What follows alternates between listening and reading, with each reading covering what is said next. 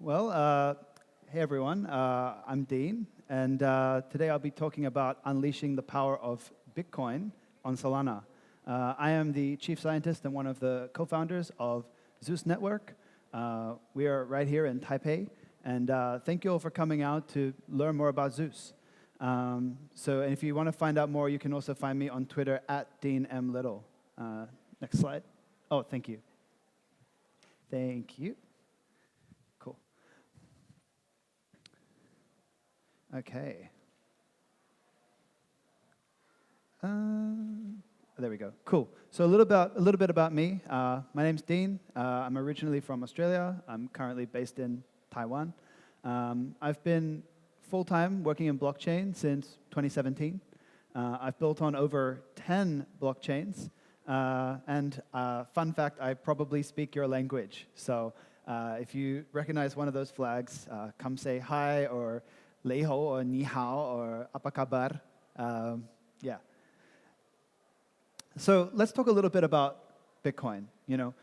Why do we want to put Bitcoin on Solana? Well, there's good things and there's bad things about Bitcoin, right? The good thing is Bitcoin, well, at the time of writing this, has 1 trillion in untapped liquidity. It's quite a bit more now as the price has gone up. Then, because of the nature of how proof of work actually works as a consensus mechanism, we don't really have a hard finality guarantee. However, we do have very good probabilistic finality guarantees. So, soft finality of 10 minutes. In most countries, they'll say coffee goes cold in 10 minutes. In Australia, we might say beer goes warm in 10 minutes. And then the other problem is that Bitcoin requires L2 scaling solutions because the protocol has been constrained. And unfortunately, despite the massive demand for using Bitcoin, right now those solutions are not really serving the consumers as best as they could. Now let's look at Solana. We have the most mature and advanced DeFi ecosystem in all of crypto. In fact, just one of Solana's dApps, Radium, did double the DEX volume of the entire Ethereum blockchain just this week. Solana has been greater than Ethereum's volume for, I believe, the last 3 months in a row. So the DeFi ecosystem on Solana is like crazy good, super efficient, and it has native stablecoins, right?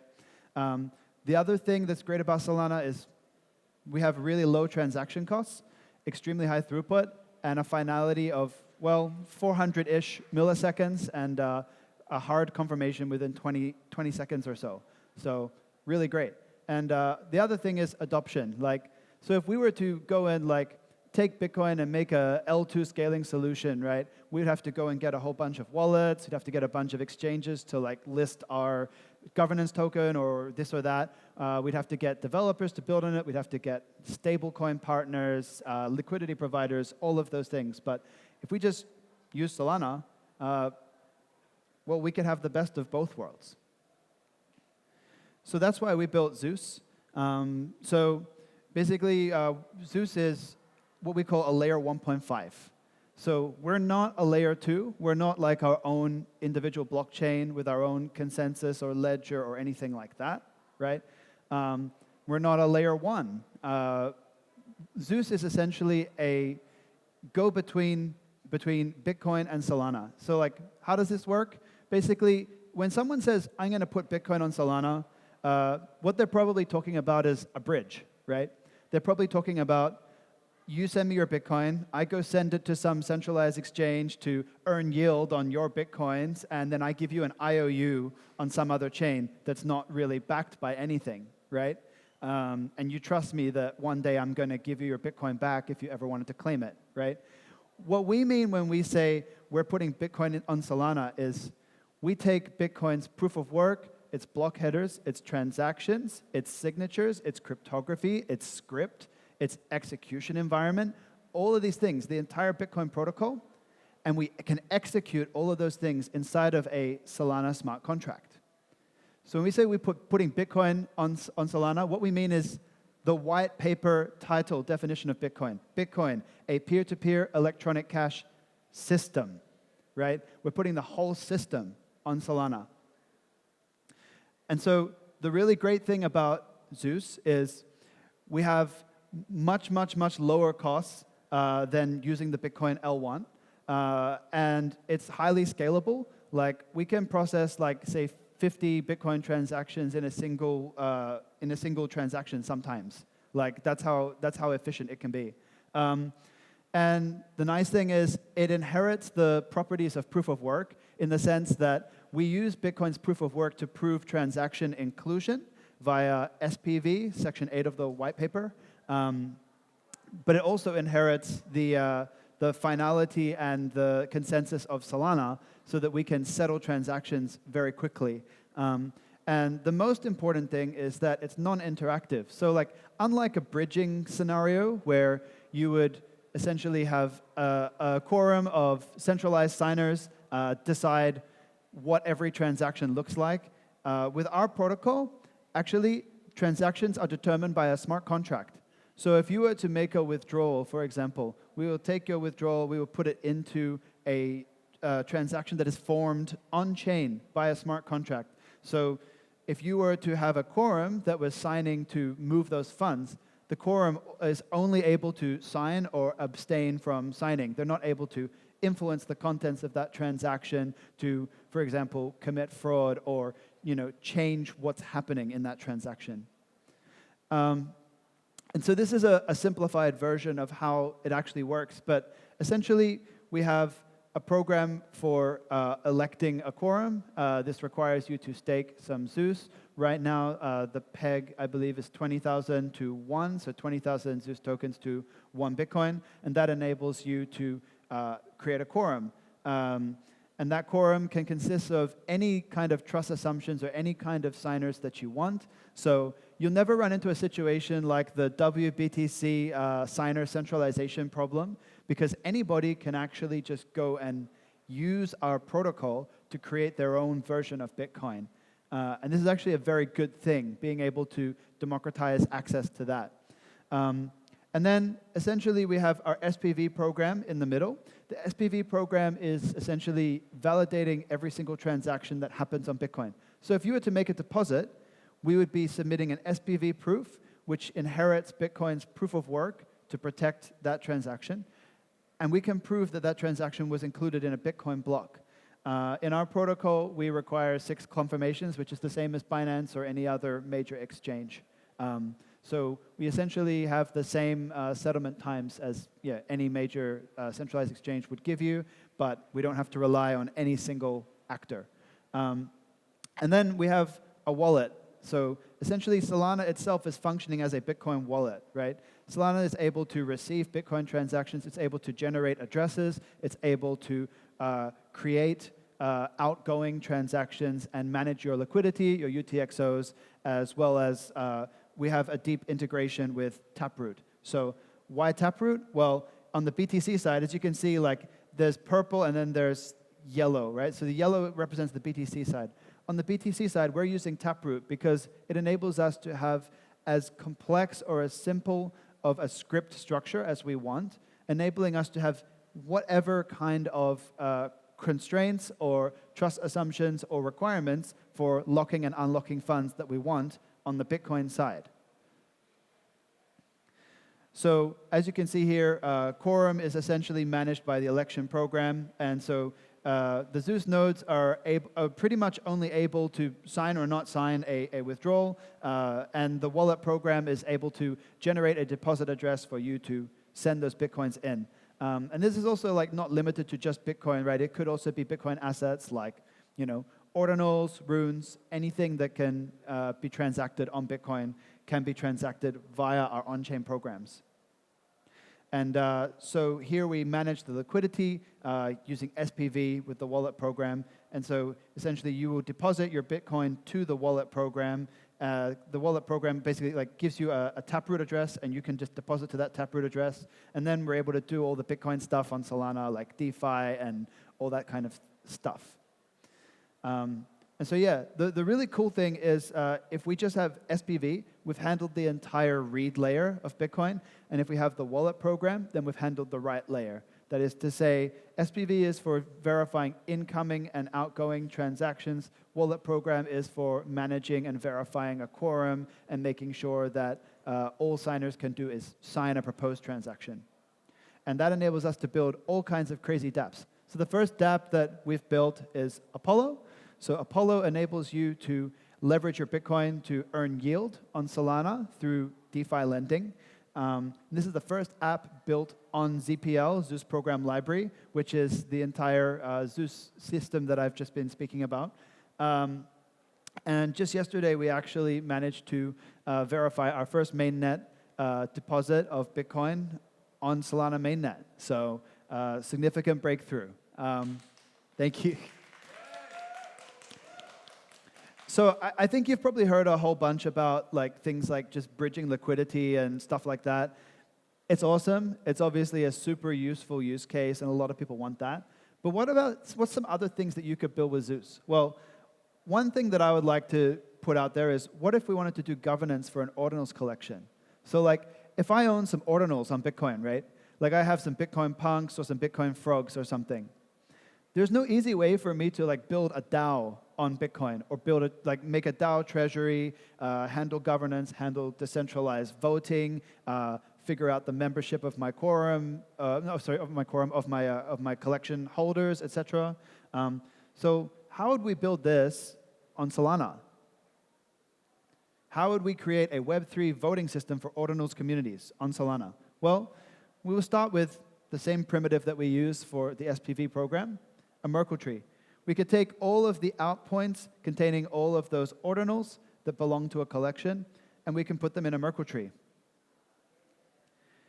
Then we put the Merkle root on chain, and we use a ZPL ordinals program to verify the ownership of any of those individual tokens. By virtue of knowing that this person's output is in that Merkle tree, and by virtue of being able to now verify Schnorr signatures, which we're the first team in the world to do that on Solana, we can verify that you own the punk or the frog or whatever your token is. And so then once we cross the ZPL barrier, then we're able to actually issue you a fungible or a non-fungible token. So we can do things like, we could issue you a fungible voting token using your Bitcoin address. You can sign with your Bitcoin wallet. You don't even need to have a Solana wallet. You can just be like, I'm the owner of this Bitcoin punk, and I would like to vote for this proposal. So it enables us to build decentralized communities with on-chain governance in a way that doesn't centralize around any individual provider. And all of that is based upon just SPV and the ordinals program. And then beyond that, it's just regular Solana smart contracts. So if we wanted to do a fungible vote, in other words, if you held a Bitcoin punk from this block to this block, and you're the current owner, well, we could just use the Merkle tree to create a claims tree. So you would be able to use your Schnorr signature to say, I own this punk at this block height, claim your vote tokens, and vote on the DAO proposal. Or another cool alternative is we can actually create a Solana-based twin of your ordinal, which we would enable whoever the current owner is to just produce an SPV proof of their ownership at a greater block height than the previous owner's block height, and they would be able to steal the NFT off the current owner so that we can prove via a non-fungible token that they are the current holder. So they could just participate in regular NFT-based governance. So you could just tap straight into Realms or any of the other DAO programs out there. So it's super powerful. Okay, now another problem that actually plagues Bitcoin right now, with especially ordinals, is mempool sniping. So who here has ever tried to purchase an ordinal? Okay, a few of you, right? So there's a problem that if you were to make a purchase of an ordinal, there's kind of two ways that it can be done. It can be done in a permissionless way, which does not require custody of any individual DEX, any individual centralized exchange or platform. The problem with this is that if you were to buy something, someone could actually just steal the script once it's been revealed in the Bitcoin mempool and pay a higher fee and buy it off you. So when you're launching a collection, for example, right, you're doing all of these all of these transactions, like revealing the contents of these inscriptions, right? Like it's possible for someone to go, oh, I want that one, and then pay more and basically steal it. So the current solution is we have a centralized provider that custodies this asset. But what if we could do it in a distributed way? How do we solve mempool sniping to allow fair launches for ordinal collections? Well, simple. We use the ZPL ordinals program. We create a taproot address, right? The same way as how we would for a regular Bitcoin deposit. And then we'd get all of these inscriptions, all of the inscription transactions, right, where we're inscribing the data, not the reveal, but just the inscription. And we inscribe them all to a ZPL taproot address, right? And then we can actually just conduct a regular token sale on Solana. So we can actually just sell these via any existing marketplace or through our own custom smart contract or however we want to distribute it. It's all handled on the Solana side. And then you have proof of purchasing the token, right? And so maybe you pay like 1 Sol, or maybe you want to pay in ZBTC, right? Maybe that you still want to settle in Bitcoin, right? That's fine. You just sell your tokens. And then when you have the proof that you've purchased it, right? Then if the minter of that, or the creator of that collection or of that token that you've purchased wants to claim the fees from you actually purchasing the token, then we're actually able to use a token sale program on Solana to force them to publish the reveal transaction. So we're able to actually verify, oh, okay, yep, this inscription is revealed by this reveal transaction. This Schnorr signature is valid. Therefore, the creator of that token is now able to take the funds that you paid to purchase it. So we're able to create a decentralized, permissionless escrow system for ordinals. So I hope that this has given you some sort of idea of what's possible to build on Zeus. I would like to open it up now for any questions from the audience. Any questions? Yes.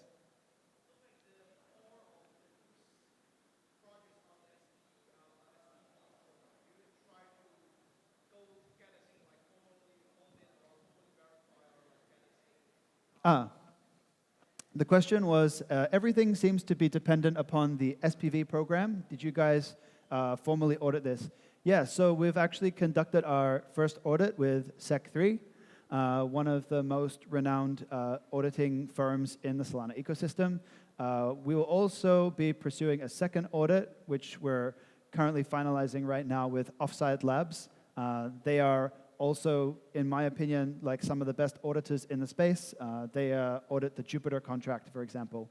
So the thing about them is they have a lot of experience with winning Bitcoin, capture the flags, and stuff like that. So they're not only good on Solana, they're very good on Bitcoin. So yeah, we're working with some of the best people in the ecosystem on that. Good morning. Good morning, Ding. ZM. Big fan. Yeah. So congrats on the milestone reached last night of Zeus Network validating the first Bitcoin transaction on Solana. Actually, under the post, I saw Atomic Labs. They left the comment say they did that 1.5 years ago. So what's your response to that? Yeah, so if you look back in the Solana source code, like really far, like maybe 2.5, 3 years, which is very far in Solana terms, one of the Solana core engineers actually tried to implement SPV as a part of the Solana program library, but it got removed in the end. So SPV has been possible, but what has not been possible is actually Schnorr, Taproot, and all of these other very complicated things that have been built on top of Bitcoin since like 2017, 2019. So the big difference between what we can do and what could previously be done is we're able to verify all of the cryptography, all of the scripts. Like we're able to like execute scripts, verify signatures, verify Schnorr, verify Taproot, all of those things. So just having inclusion proofs, I agree, is not new. But inclusion proofs are not a full cryptographic end-to-end solution. It's just a part of the problem.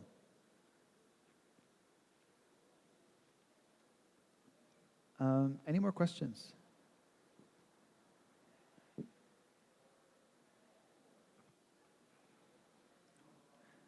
Okay. Oh yeah, we got one more up the back there. What's the next D app that you would want to build besides Apollo? Oh, that's a great one. Yeah, I think the coolest thing would be to make like a decentralized version of Magic Eden that enables people to do more with ordinals and inscriptions. I think that ordinals communities are extremely strong. So I think that is a fantastic use case. Like, how can we use the fastest, cheapest blockchain to serve these communities, because there's no way to build what they want to build on Bitcoin, but they also don't want to rely on a centralized provider like Magic Eden or someone like that. So basically helping them to create decentralized solutions to their problems. I think that's like super fantastic in terms of like what Solana could do for the Bitcoin ecosystem. And then outside of that, I think it would also be extremely cool to build some dApps that also integrate like other chains. So like if we could implement say for example like Dogecoin, Litecoin, all these other UTXO chains. Like there's a lot of UTXO chains that, because like they're not super programmable in the way that like Solana, Ethereum, Sui, etc. are, they're not really able to access DEX liquidity easily, right? So if I were to go and start like my own Dogecoin today, and I managed to hit like, maybe I had like 1,000 people mining it, and maybe I managed to hit like a 20, 30 mil market cap. It's like really impossible for me to grow from like 20 mil to like 1 billion market cap without begging centralized exchanges to list me, right? So I think the ability for these UTXO chains to access DEX liquidity is both good for investors who want to speculate on that and for the chains themselves, because they have less reliance on centralized exchanges. So it's actually a huge problem in bootstrapping liquidity for those chains because of their lack of programmability. So I think that's also really cool. And then one more, if I may. I've already given two. So one more that would be really cool, I think, would be to do hash rate futures. So think about how futures contracts work now. Think about the fact that Bitcoin hash rate goes up and down. Overall, on a long enough trend line, it goes up. But one of the biggest problems as a miner is actually being able to stay profitable as the difficulty increases, because you need to pay for electricity and you need to pay for rent. And there's a lot of fixed infrastructure costs required to run a mining operation. If we could do hash rate futures, then we would be able to actually like financialize this problem in a way that would make those costs more stable, because people would be able to basically speculate on the risk profile of like, is the hash rate going to go up? Is it going to go down, etc. And the awesome thing is, with the same program, the SPV program, we're actually able to verify what Bitcoin's current hash rate is at any point in time. So that to me is absolutely awesome. If we could do that, then we could help miners to stay profitable for longer. So yeah. Cool. All right. Any more questions? Oh, we'll go one more? Okay, sure. Just wonder, the ratio between Zeus node and the Bitcoin is like 20K to 1 Bitcoin, but you also say you can like handle the NFT and the ordinal. So what's the ratio over there? Or just no, you don't consider that thing has economic value? This is a really good question. So the problem with trying to bridge like ordinals or runes or other assets like that is it's very hard to put an accurate price on it, especially like, for example, an NFT. It's very hard to price. Yeah. So right now, what we're offering with our Zeus nodes is essentially just for raw BTC. But when it comes to those assets, we're going to probably handle it in a different way, because this is honestly like it's very hard to say like this is worth this much, right? So one approach we could go with is we just treat it as the underlying Satoshi value is the value of it. And so I think that that's also not necessarily the worst solution, because the whole thing about Zeus is that we inherit the expressiveness of Solana to be able to build your own way of handling UTXOs, right? So like for the purposes of issuing a Bitcoin pegged asset on Solana, what we care about is the underlying price of the Satoshis that we're locking, right? But in an ordinal scenario, right, we could have a different pool that holds the UTXOs. We could have a different quorum. We could have a different program that determines how these UTXOs are unlocked and conditions behind that. So the nice thing is, like, we can kind of build any solution that somebody wants to use. The main thing is those two primitives, right? SPV to verify transactions exist, and Schnorr signature verification to verify and to also to handle signing of moving those funds. So I think those two things, those two primitives, put them on Solana, you solve a lot of problems like this. Yeah, really great question. Cool. Well, look, I think we've had a lot of questions. If you have any more, please come up to me after this. Thank you all for listening. And if you want to find out more, you can scan this QR code. You can find our website at zeusnetwork.xyz, Zeus Network HQ on Twitter, and read our Git book if you're a developer and you want to learn more about the protocol. I've been Dean from Zeus Network, and thank you all for listening.